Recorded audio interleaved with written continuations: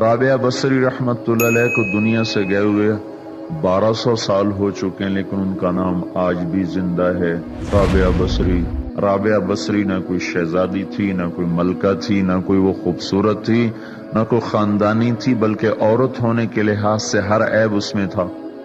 ان کی عادت یہ تھی، وہ روزانہ عشاء کی نماز کے بعد غسل کر کے کپڑے بدل کے اپنے خامن سے پوچھتی آپ کو میری ضرورت ہے؟ اگر وہ کہتے کوئی نہیں ہے تو پھر پوچھتی مجھے اجازت ہے؟ وہ کہتے اجازت ہے تو پھر مصلے پہ کھڑی ہو جاتی ہے اور فجر کی نماز تک مصلے پر کھڑی رہتی تھی۔ ان کا خامن جلدی فوت ہو گیا، جوانی میں ہی بیوہ ہو گئی۔ تو حسن بصری بصرہ کے امام، کیا سارے مسلمانوں کے امام تھے، وہ خود آئے، خود چل کے آئے کہ میں آپ سے شادی کرنا چاہتا ہوں۔ وہ کوئی شادی کا شوق نہیں تھا ان کو، وہ تو اولاد کے قابل نہیں، شکل صرف ان کی نیکی اور ان کا جو اللہ سے تعلق تھا، ان کو یہ لالچ ہوا کہ یہ میری بیوی ہو جائے تو اس کی تو فعل شاید میری بخشش ہو جائے۔ تو ان کے پاس آئے، کہنے لگے رابعہ میں آپ سے شادی کرنا چاہتا ہوں، خود پیغام لے کر آئے۔ تو انہوں نے فرمایا میری 4 باتوں کا جواب دے دو تو میں شادی کر لیتا۔ کہنے لگے کیا؟ کہ یہ بتاؤ میں جنتی ہوں کہ دوزخی ہوں؟ کہنے لگے یہ تو میں کچھ نہیں کہہ سکتا۔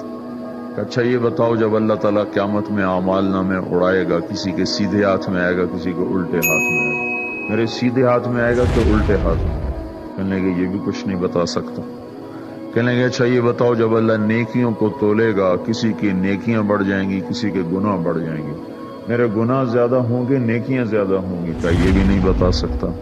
کہ اچھا یہ بتاؤ جب لوگ گول سراج سے گزریں گے، کوئی پار نکل جائیں گے، کوئی نیچے گر جائیں گے، تو میں پار نکلوں گی کہ دوزخ میں گروں گی؟ کہنے لگے یہ بھی میں نہیں بتا سکتا۔ تو پھر فرمایا اچھا جاؤ مجھے تیاری کرنے دو، مجھے ان 4 باتوں کی تیاری کرنی ہے، میرے پاس شادی کے لیے وقت کوئی نہیں ہے۔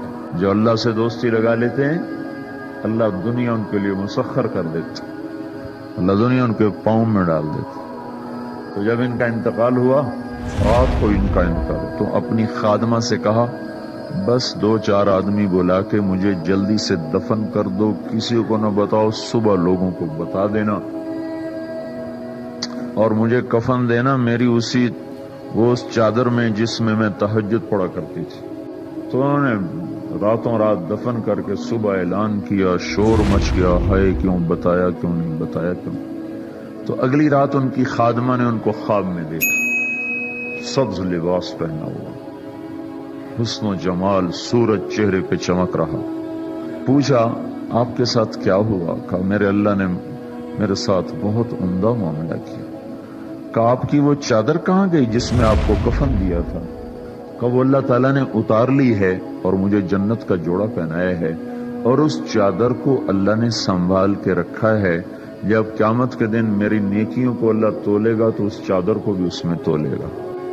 انہوں نے پوچھا منکر نکیر کا کیا ہوا؟ کہا وہ آئے تھے تو انہوں نے مجھ سے کہا من ربو کی، تیرا رب کون ہے، تیرا رب کون ہے؟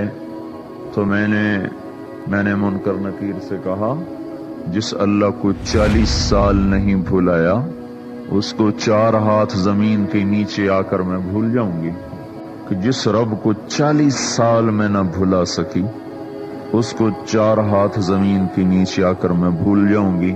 تو منکر نکیر نے کہا اب اس کا آگے کیا حساب لینا، چلو بھائی واپس چلو۔